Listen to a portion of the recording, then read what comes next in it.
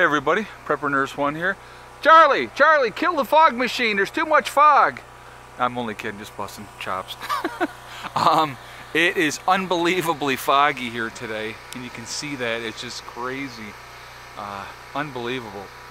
So I'm running the generator right now, just because it is so foggy, and we did still bring in, believe it or not, we're still brought in 1.5 kilowatt hours even on the day this cloudy and overcast. It's unbelievable. A lot of fog today. It's warmer today, decent day as far as temperature-wise goes. It's in the 40s, so a lot of snow is melting, as you can see. Things are starting to clear up, so which is very good. I'm ready to get going on stuff around here, and it's like not having to trudge through a bunch of snow is going to be a nice thing. So anyway, I wanted to talk about some things today, and I want to talk about bullying a little bit. And so it's it's something that it's definitely, I'm going to share a story with you, and I may have done this in video before, but when you've done over 1,350 videos you really can't remember. But I'm going to share a story of something that I was involved with when I was a kid, and the guilt actually that ate me up from that was unbelievable. So I'm going to jump into the story and share what happened when I was a kid.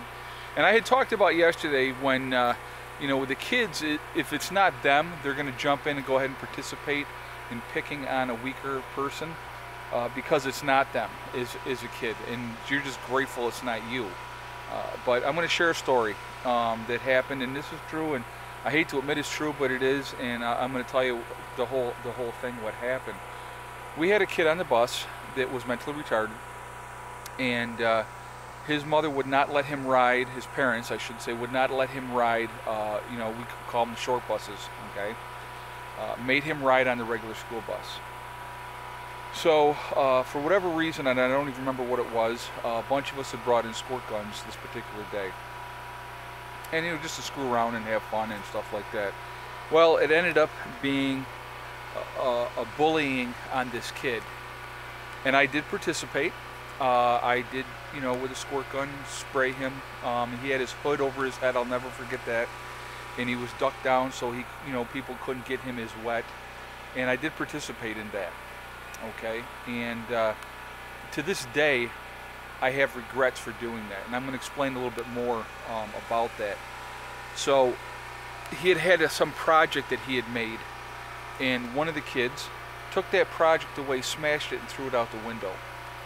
And that I didn't agree with. Even then, I was like, dude, man, come on, that's not necessary. I remember saying that, It went too far, okay? And even spraying with the squirt gun was too far, to be honest with you.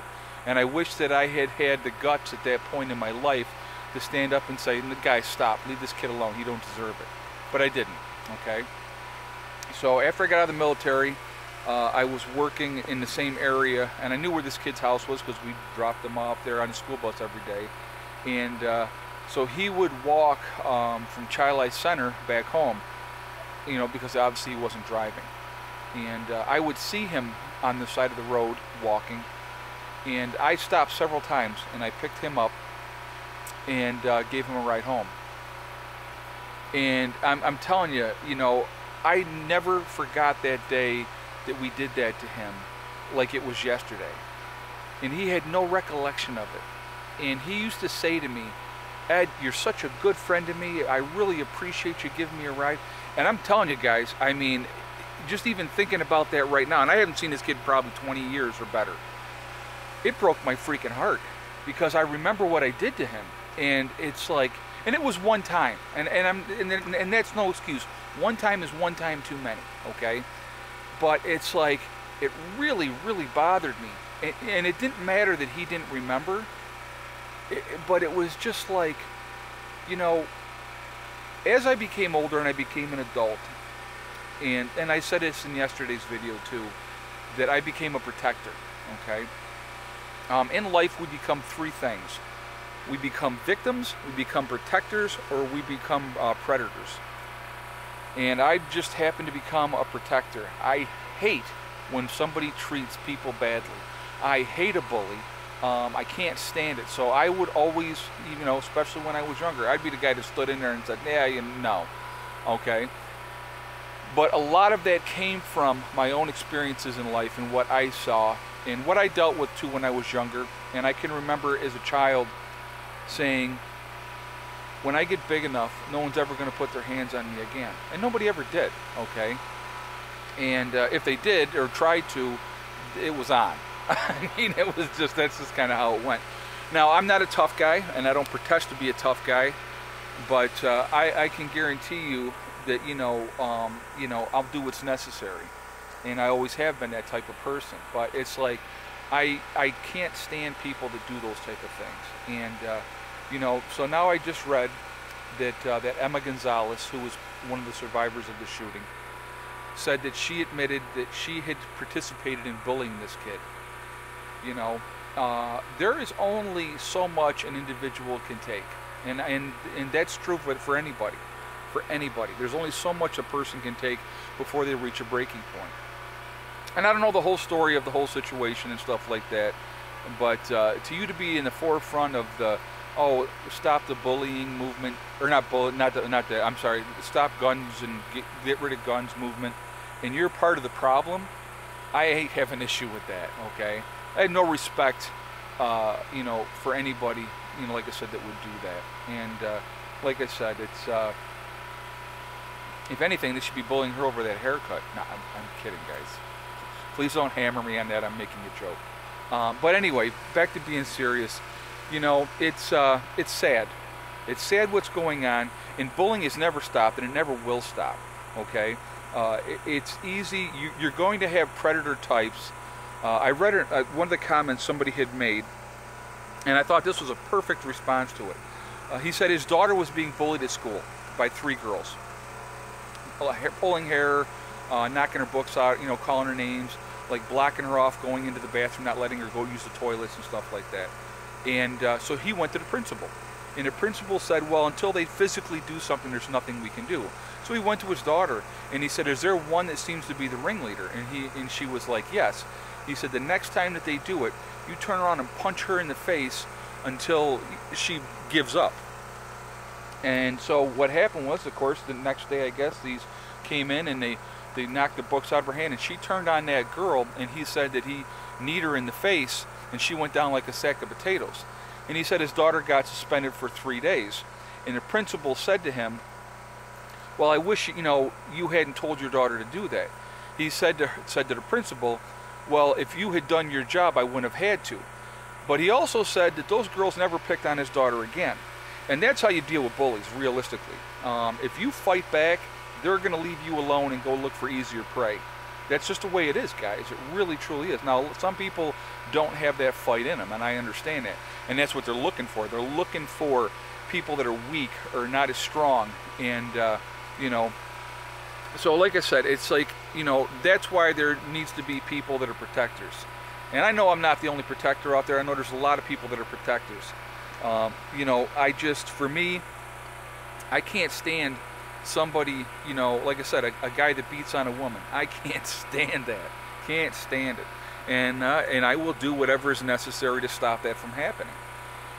But anyway, you know, it's just, it's something that we need to really think about, you know, and again, it always comes down to mental health issues, okay? You know, people just, you know, why do certain people do what they do, and there's got to be a reason for it. And a lot of people are very unhappy, and I think that's why they try to bully and do those type of things, because they're unsatisfied with themselves. And so that's why they do those type of things. And that's sad, you know. I mean, life is so short, and life is so precious, and it can be a wonderful, wonderful experience if we let it. It really can be. It's just a matter of, you know, doing what we need to do. And, you know, but the biggest thing is, guys, you know what? We need to treat each other with respect. We need to treat each other with dignity, you know. If somebody is not exactly like you, don't make fun of them. Don't pick on them. You know, treat them decently. You know what? You're going to get a lot farther in life. And I'm going to tell you what, I'm a big believer in karma. I really, really am a big believer in karma. And I think if you do evil actions, it comes back to you. It really, truly does. I think if you try to be a decent person, I think that comes back to you too. So treat others like you want to be treated. That's kind of like my motto. That's what I try to do. I treat people the way I want to be treated, and that's important to me. But this bullying stuff, we got to do something about it. You know, these schools, I mean, you know, if you report it, you know, there's nothing gets done. And it's like, here's the thing, I'll give you another example.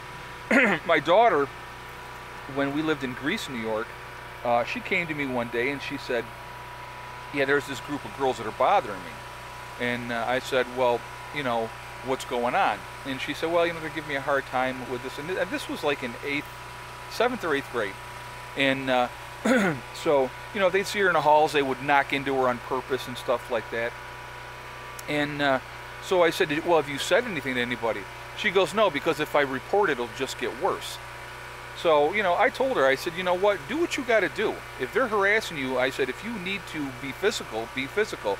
No, Dad, she goes, I got it. She goes, and now, so what ended up happening was that year finished, and then the next year, my daughter's in every advanced class that she can possibly in. Well, obviously these girls were not. So the contact with them was not there anymore. So that was a good thing, you know. But why should you have to go through school like that, you know? Why should you have to deal with that type of stuff? And I'm gonna tell you what, and not just because she's my daughter, but my daughter's like the sweetest, most gentle person ever, and she's got the kindest heart, and you know, she's just a genuinely nice person, you know, and you know, I've protected her, and I know I probably overprotected her, but because I know what this world is like, guys. You know, I didn't fall off the turnip truck. I mean, it's not like I lived up here in the freaking country in the hills forever.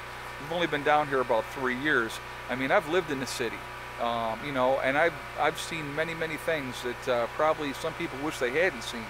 But, you know, it's just, you know, people are unkind, and it's unnecessary. So, I don't know, I just wanted to talk about that today, share my experience with you guys. And just even all these years later, I mean, this happened when I was, what, maybe 12, 13, 14 years old, and I still have guilt over that. I mean, you know, I'm 52, so, you know, it's something that's unnecessary. If I could, if there, like people always say, if there's anything you could go back and change in your life, what would it be?